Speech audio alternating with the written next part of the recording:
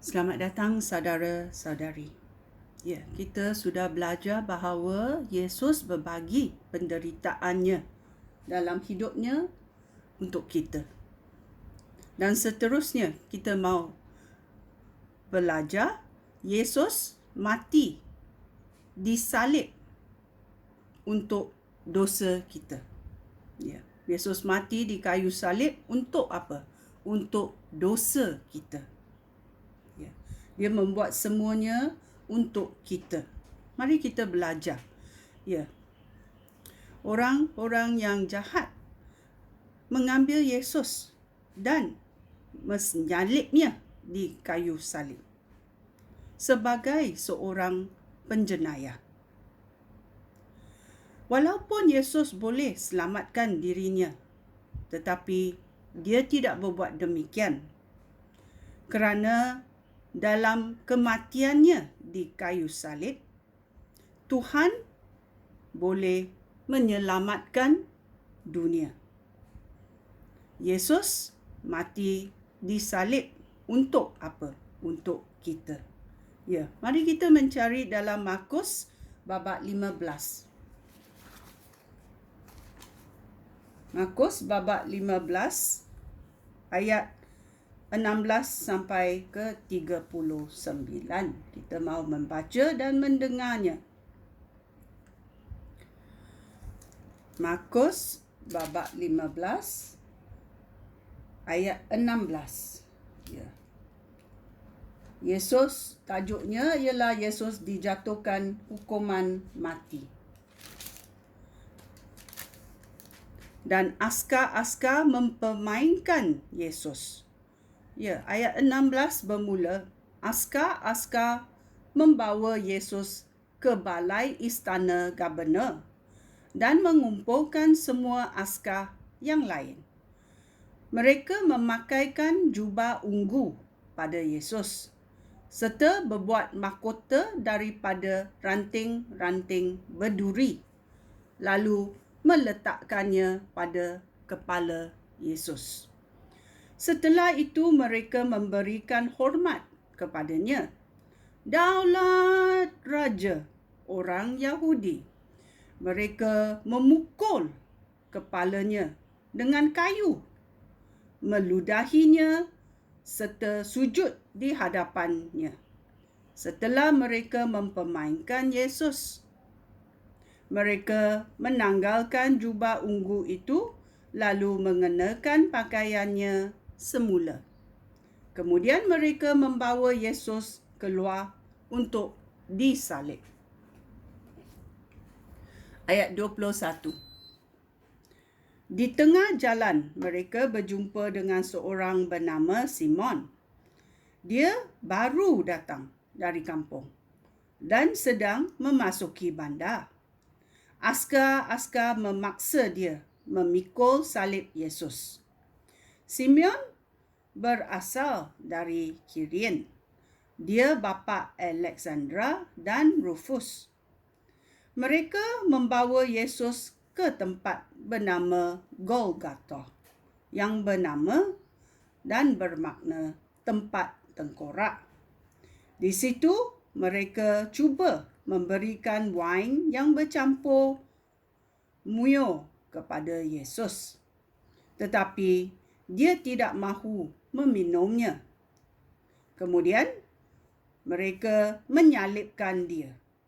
Lalu membahagi-bahagikan pakaiannya di kalangan mereka dengan membuang undi untuk menentukan bahagian masing-masing.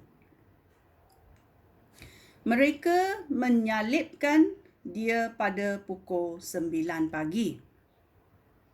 Pada salib itu dipasang tulisan tentang tuduhan terhadap Yesus. Apa tuduhan itu? Tuduhan Yesus adalah Raja orang Yahudi. Ya. Raja orang Yahudi itu adalah tuduhan Yesus.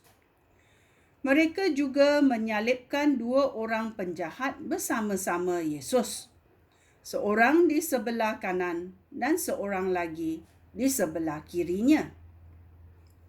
Dengan demikian, apa yang tertulis di dalam Alkitab dipenuhi. Dia dianggap sebagai penjahat. Ya. Dalam masa itu, hanya penjahat akan disalibkan.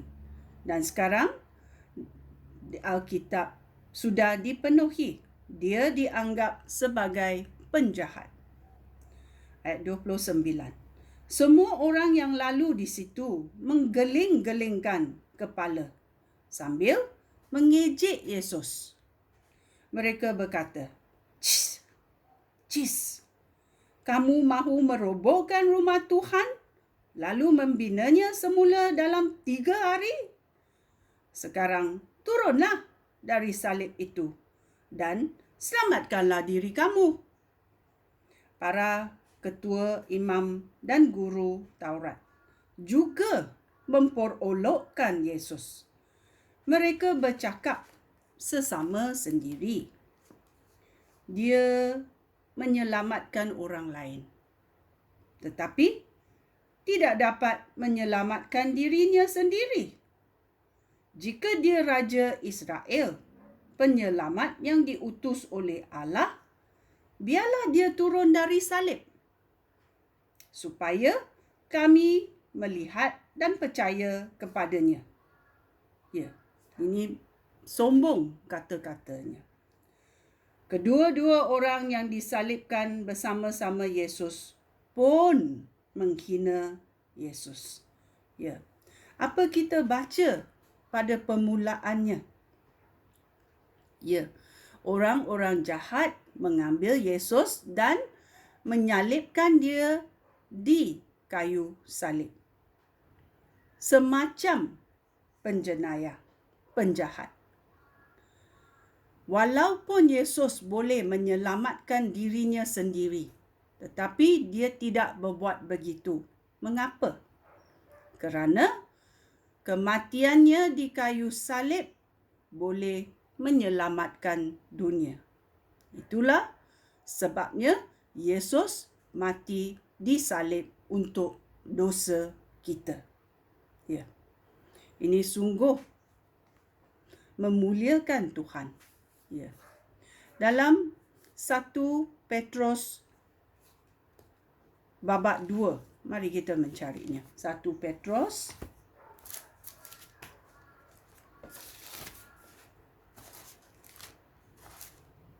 ayat babak 2 ayat 24. Dia berkata, Kristus sendiri memikul dosa kita pada tubuhnya di kayu salib, supaya kita bebas daripada kuasa dosa, lalu hidup menurut kehendak Allah. Luka-luka Kristuslah yang menyembuhkan kamu. Ya. Ayat ini adalah ayat untuk penyembuhan. Kristus sendiri memikul kita pada tubuhnya di kayu salib, supaya kita bebas. Kita bebas dari kuasa dosa, lalu hidup menurut kehendak Allah. Luka-luka Kristuslah yang menyembuhkan kita. Ya, ini sungguh baik. Ya, kita juga pergi mencari Yesaya. Yesaya babak 53 berkata. Mencari Yesaya dalam Perjanjian Lama, babak 53 ayat 5 dan 6. Tetapi dia dilukai kerana dosa kita. Dia diseksa kerana perbuatan jahat kita. Kita diselamatkan kerana hukuman yang ditanggungnya. Kita disembuhkan kerana luka-lukanya. Dahulu kita semua seperti domba yang sesat. Masing-masing mengikut jalan sendiri. Tetapi Tuhan menjatuhkan hukum kepadanya, hukuman yang seharusnya dijatuhkan kepada kita. Ya, dalam Yesaya 53, adakah dia mengatakan ini Yesus? Ya. Adakah orang lain yang boleh melakukan ini? Ya. Luka, dia dilukai kerana dosa kita. Dia diseksa kerana perbuatan jahat kita. Kita diselamatkan kerana hukuman yang ditanggungnya. Kita disembuhkan kerana luka-lukanya. Ya. Dahulu kita semua seperti domba yang sesat. Masing-masing mengikut jalan kita sendiri. Tetapi Tuhan menjatuhkan hukuman kepadanya. Hukuman yang seharus dijatuhkan kepada kita. Ya. Bila kita membuat sebarangan yang salah, adakah kita patut dihukum? Ya, kita patut dihukum. Tetapi sekarang kita mendengar ada seorang penyelamat yang boleh mengambil segala dosa kita, kerana dia telah menanggung segala hukuman dalam hidupnya, iaitu Yesus mati disalib untuk dosa kita. Sekian, terima kasih. Shalom.